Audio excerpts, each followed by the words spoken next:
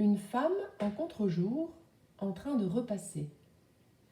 Une fenêtre à l'arrière-plan éclaire la scène et met en lumière la belle couleur verte du vêtement sur la table.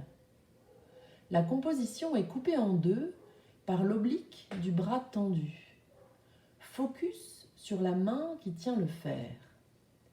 On sent toute la force tranquille de la repasseuse concentrée sur son geste. Il sent le propre, ce vêtement. Bientôt, il sera impeccable, sans un pli. Le repassage, c'est un travail qu'elle fait quotidiennement. Elle le fait bien, avec toujours la même application. C'est comme un rituel. Degas a fait de cette scène un moment sacré.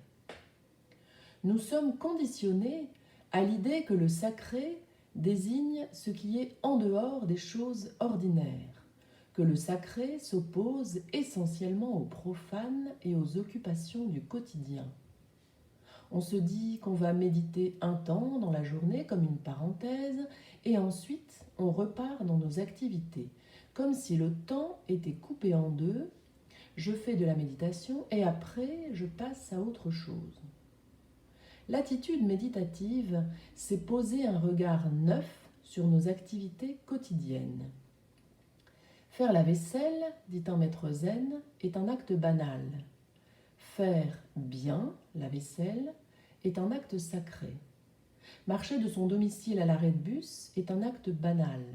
Marcher bien de son domicile à l'arrêt de bus est un acte sacré. Faire bien les choses, c'est simplement les faire en conscience, être dans ce qu'on fait au moment où on le fait, sans se précipiter vers l'après. Difficile leçon à méditer autour du tableau de Degas.